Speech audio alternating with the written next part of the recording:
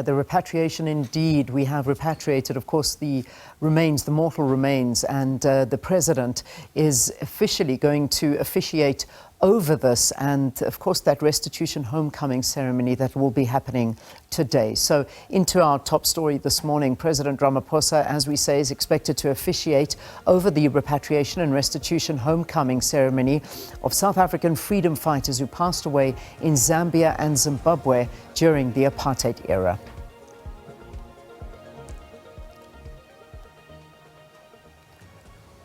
No doubt this is a very emotional time for the family as Canny Maphanga is at Freedom Park, and the family already have managed to make their way in and are seated. Sophie Mokoena, of course, is at one military hospital. That's where that cortege should begin shortly, carrying the remains from the military hospital all the way to Freedom Park. But let's check in with Canny at the moment, and I know she's got some of the family members with her that she's going to talk to. Canny, let me hand it to you.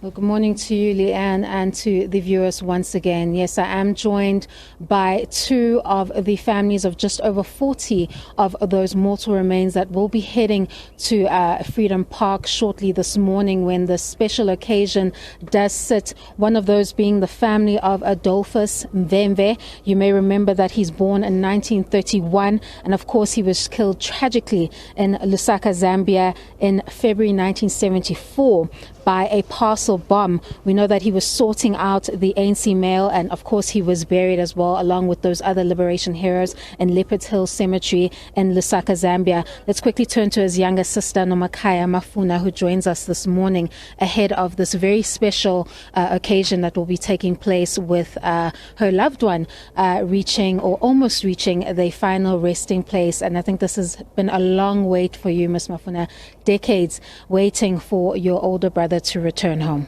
Yes, it wasn't easy. When he died in 1974, it was really painful. We couldn't tell, when we got the message, we couldn't tell my mother that her son has died. She was not well. And so my father said we shouldn't tell him because I think that will kill her. And this is what the system did to her, because he was he died in 1974 on the 12th, and so he was buried. We couldn't tell the mother. We knew that he was going to be buried that Saturday, which I forgotten the date exactly, but it was painful for us. We had to hide ourselves, crying, without really telling her what has happened. And that was in February 1974. And then what happened is that the system came to her when there was nobody. I was at work, my father has gone somewhere, and they told her that they came to tell her that her son has died. And she didn't believe them and said, "Don't come and tell me nonsense." And then he chased them away. Then when my father came back, she told him that your son, the SB has told me, they were here, they told me that boy has died. And my father couldn't say anything. He had to tell him the truth, that yes, it's the truth. Knowing, sorry to interrupt you, man, knowing that he has returned now and you can finally put him to his final resting place, how does that make you feel as a family? It fills me very happy. We're happy, we're grateful, because it's 50 years, exactly 50 years for him. We didn't know the grave where he was buried. But fortunately, my husband and my elder sister, they were able to go and bury him. But what I wanted to say is that the system also killed my mother, because they came and told her that the son has died. And that when my father came and told her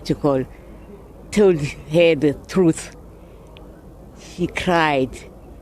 And the following month, that was in March, he also died. So we had 2 people who died in 74.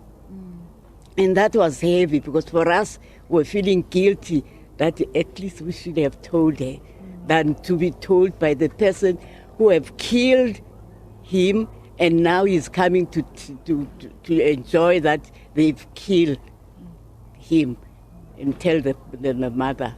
It was very difficult.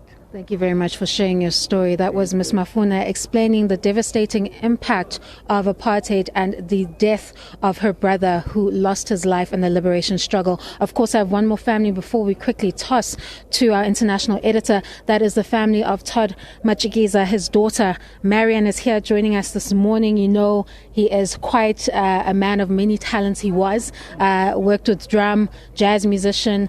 I mean, quite, renowned in the arts, but also an activist and a liberation hero.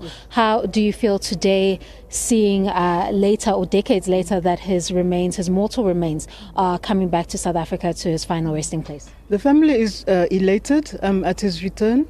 I last saw him just before he passed away in Zambia 56 years ago. It's always been his dream to return to his country, given that he drew all his inspiration for his music, his culture, his writing, from the South African ground. And so for us, it's really a welcome event that he's back home. Is it a bittersweet moment for the family 30 years into democracy, the length it took to bring these mortal remains back home, and whether the sacrifice was worth it? If he were to look at the current state of the country, would he be satisfied returning to this resting place? I think nothing beats being in one's own country, in one's home country. We are all here to put our hands to the wheel in order to take the country forward. My father would have been delighted to be back. We understand the difficulties of the logistics, for example, and the whole process that has taken many, many years. We thank the government that it has always been in the forefront of its projects. We also thank the different departments that were involved, the NPA, the Missing Persons Task Team for their wonderful, amazing work. And we understand the difficulties that there were. The important thing is that it's all come together, it's all come to fruition. Right, thank you very much. That is the daughter of Todd Matshikiza, highlighting that although there were challenges, the important moment now is that these mortal remains are returning to the home country of these liberation heroes.